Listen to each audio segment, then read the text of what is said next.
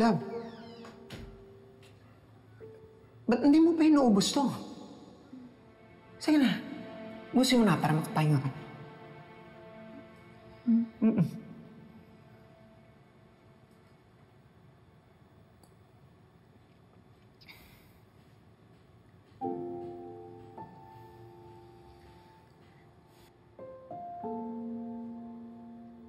Love, may offer sa akin yung friend ko.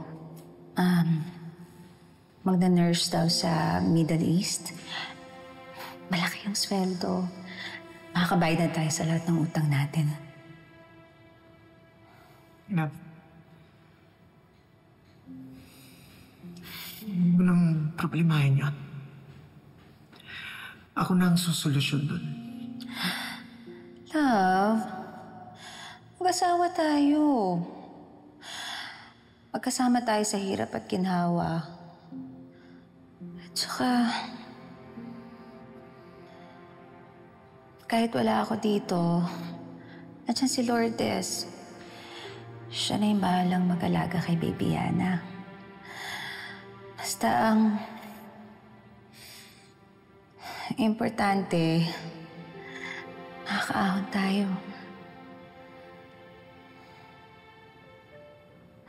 Love?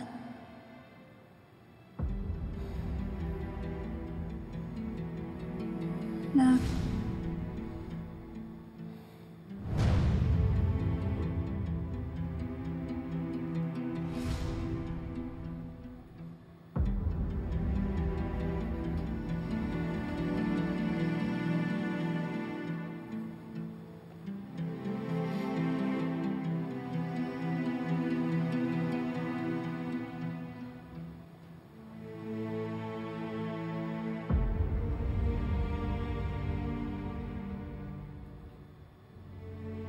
Patawad. Naging mahina ako. Akala ko kapag nawala ka, dadali ang buhay.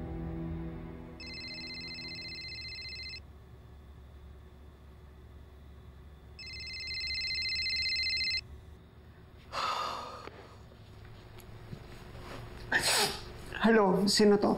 Tito si Gabuho ito. Kasama niyo ba si Yana? Kanina ko pa siya tinatawagan. Wala dito. Baka busy. Nag-aalala lang ho ako. May barilan daw sa gym. Gusto ko lang makasigurado na wala siya doon. Ha? Partner! Yan, sa'yo. Partner.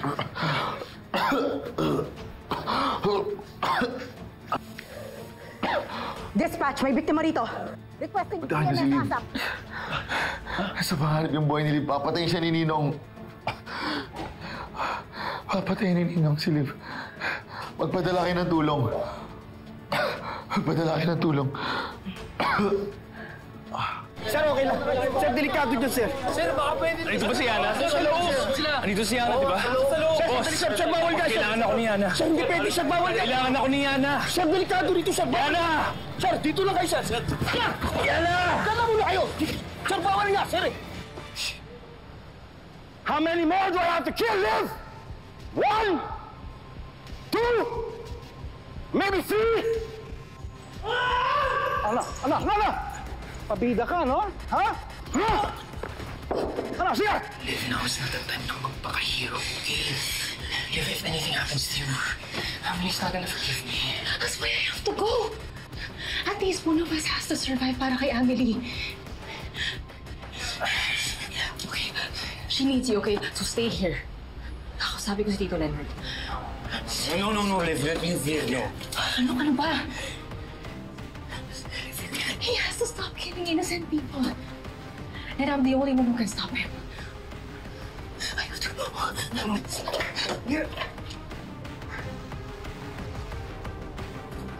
Huwag mo siyang sasaktan!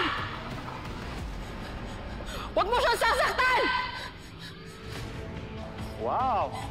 Sa akin ka galit, di ba? Sa akin mo ibunton niyang galit mo! You finally showed up. I'm impressed, Liv.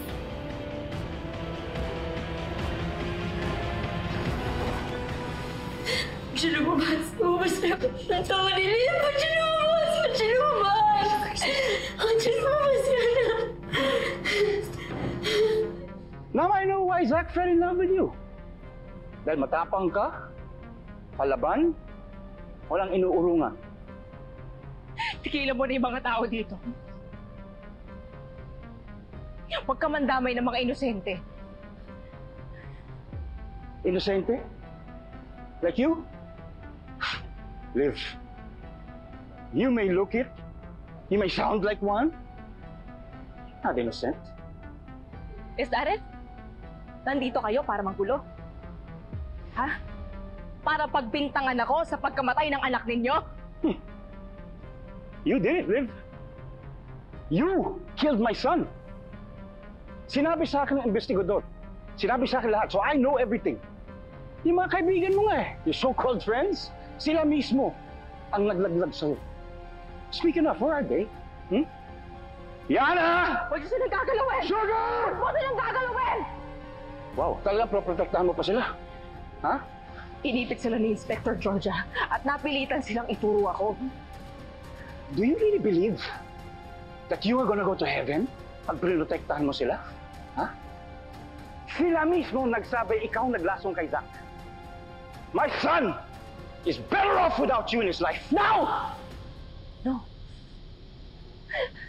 Zach would have been better if you weren't his father. My God, how could you? Kakadiri kayo. How could you abuse your own son? Your own blood? My God. Kadiri ka. Kadiri ka. Hinahayaan mo yung anak mo pagpiestahan ng iba? Inaabuso ng iba? No klase kang ama? You said it yourself. He's my blood. I can do whatever I want to. I made him. He's my creation. You know, it makes sense. It finally makes sense. Kaya dami sinaktan ni Zach. He turned into a monster because you made him into one. Yeah. You took him away from me. It is called dissociative amnesia. Certain types of drugs and alcohol can make people forget their bad memories. There is a way to recover these buried memories through therapy. So, umiinom po noon si Zach? Kumuha siya ng tubig sa water dispenser eh. May napansin ba kayong kakaiba sa inumin niya?